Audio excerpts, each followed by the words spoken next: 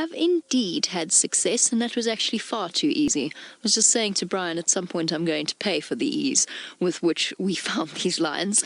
I drove onto our western boundary, or Djuma's western boundary, saw all of the tracks in the mud, looked up, and there the lions were. Now, there you have it, a relatively easy sighting, but we've got to be very grateful because the Nkuhumas are about 50 meters or so away from our boundary. So we are really, really lucky this morning that we managed to catch up with them. There are 4 lionesses and all 6 happy, healthy little cubs, which is a fantastic way to start off whatever day of the week this morning is. I think it might be Friday. It's either Friday or Saturday. And I'm whispering, or not whispering, I'm speaking quite softly just because there is one very dozy lioness quite close to us. I don't want to disturb her slumber. So there you have it. I was expecting the Nkuhumas to have a meal with them this morning, but judging by their relatively fullish bellies, they actually might have eaten last night. They might have caught something relatively small. And the reason that our Nkuhumas are spending more and more time in the western fringes of our traverse area, and occasionally right outside of our traverse area, so to the north of us in a place called Simbambili, they're actually after buffalo, as they usually are, and Djuma doesn't really have any more buffalo. All of the buffalo have moved to the slightly better grazing areas now that the rest of the Sabi sand has had rain. So I think our Nkuhumas did manage to eat. It was just a slightly smaller meal than that of a buffalo. So exciting stuff, and for those of you that are new to these live safaris, it is my pleasure to be introducing you to the Nkuhumas. They are the pride of lions that we actually spend the most time with. We've just seen them come through a battle with a nutritional deficiency as a result of the drought that ultimately claimed the lives of 2 cubs, and at one point it looked like it might claim the lives of more. Even the adults started to show symptoms of it. But it is with utmost relief that we can say that they've come through it. They obviously just had the right meal at the right time, and they are looking far, far better. Brian, I know when you left, it was probably at its worst. It's nice to see that they are, it's hard to see right now because they're flat, but they are looking a huge amount better.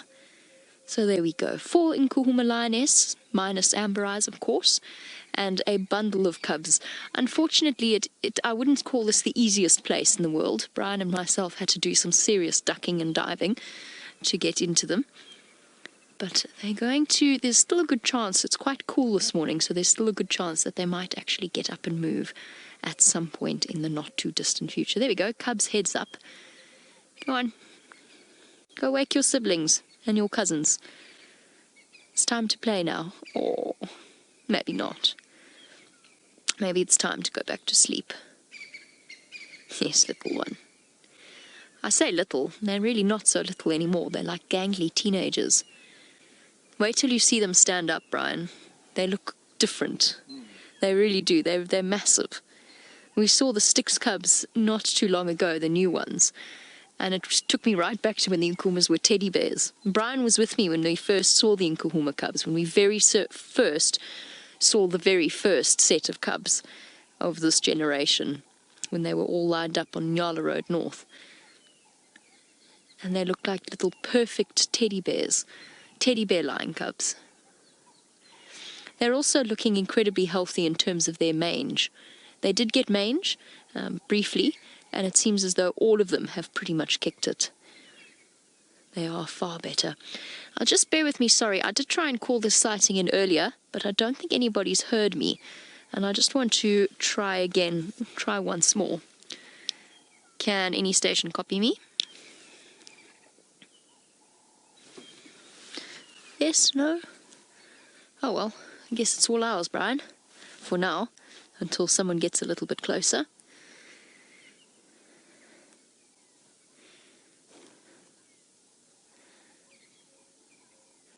And a very good morning to Twinkle Glitter. I hope you are feeling mighty sparkly on this gorgeous morning. Twinkle Glitter, you wanted to know what's the most cubs I've ever seen a lioness have. I've actually never seen a lioness with more than 3 cubs, now that I think about it. I have only ever seen a lioness with 3 cubs. The record is 6, That's the absolute maximum that a lioness can have, but you usually find they average from between 2 to 3 in 1 litter. But then, of course, well, we've got 6 cubs here. One of the things that lionesses do best is look after each other. And they do that in terms of cubs by synchronizing their estrus cycles. And as a result, all of the cubs are born roughly, not all of them, a lot of the cubs are born roughly at the same time. And as a result, they will allosuckle each other's cubs. So the fact that one is the mother of just 2 out of, say, 6 cubs doesn't mean that she won't feed the other 4, which is what we've seen with the Nkuhumas. Even when there were 8 cubs still, and the poor females were lying there positively under siege by several cubs pushing and sort of scrapping over access to her nipples. The thing is, lionesses only actually have 4, from what we've seen, 4 fully functional lactating nipples. So it's difficult. Sometimes there's a little bit of competition.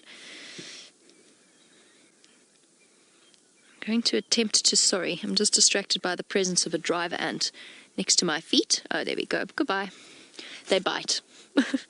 I'm not terribly chuffed with it swanning about next to my feet. Good morning to Rebecca, not in final control, which can actually be quite confusing. Rebecca, you wanted to know how long the gestation period is for a lion. It's usually between about 95 to 105 days, but let's say on average about 3 or just over 3 months. Obviously, it is much like any other animal out here, or any human being. It is dependent upon the individual. So some are pregnant for ever so slightly longer. Although you don't have the wide range that you do get with human beings, it's usually within the space of about 10 days leeway, 5 days on either side, that lionesses will give birth. And compared to the impala that James was talking about earlier, obviously for such a big animal, it is about half the gestation period of an impala. But unlike the impala babies that are born ready to spring about within a couple of minutes of their births, lion cubs are altricial.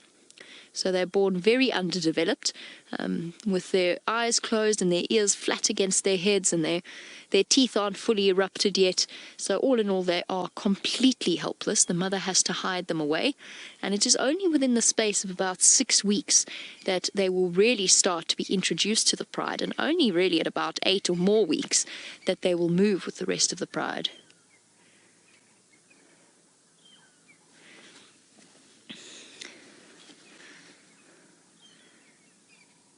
Let me see if I can get the attention of this person driving past.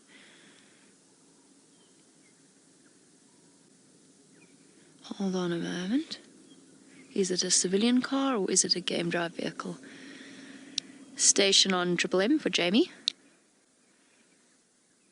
Sorry, hold on a moment. Okay, I clearly don't have any comms at all on my game drive radio, which is most unfortunate. Luckily we have it on record. Standing by.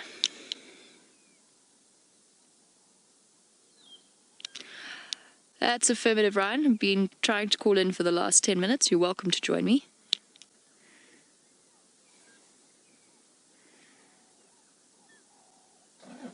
There we go.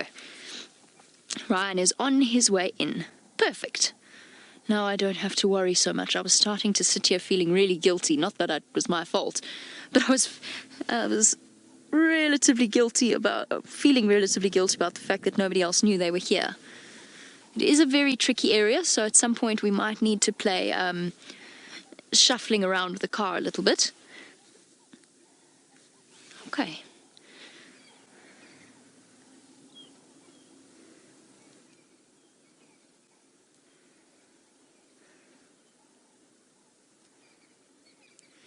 And good morning to Red as well, you wanted to know, because we spoke about how altricial lion cubs truly are. Oh, settling down at the back there. You wanted to know exactly how long a lion cub will be without sight and without teeth. And I'm not 100% sure. I think that I think it's only a matter of a couple of days before their eyes start to unpeel and to open up. And I think that for teeth, they erupt relatively soon as well. But for those of you that perhaps have Google at your fingertips, if you could let me know exactly what the time span is, I think it's only a couple of days. Oh. I love watching the interactions of these lions with each other. The bonds between the siblings and the cubs is just utterly adorable. Oh, everybody's waking up now. Some bright-eyed looks. Oh, and back to sleep. See? Look at the round belly on that cub. It's not the fattest we've ever seen them, but it looks to me like they have had something to eat last night. Could have been something relatively small, like a zebra.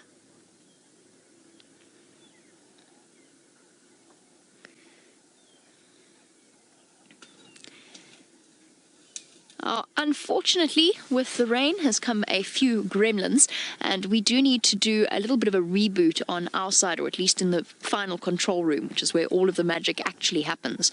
That's not true. The magic happens here, but where some of the magic actually happens. Now, what we're going to do is we're going to disappear off your screens for 2 minutes, and then we will be back once again. So please don't disappear anywhere. We will be back with you shortly. We just need to do a little bit of a reboot. It seems as though, unfortunately, James was losing his signal. We're having minor issues with our camera. It seems as though all of the gremlins have attacked on this bright and beautiful morning after the rain and the electrical storm, and the camera's having a little bit of a tantrum. So it's not your screen and it's not our stream. It is, in fact, the camera having a little bit of a moment. Let's see how we're doing. Oh, that looks better. There we go. That's a little bit better. The camera actually physically makes a noise when this occurs. It groans and complains.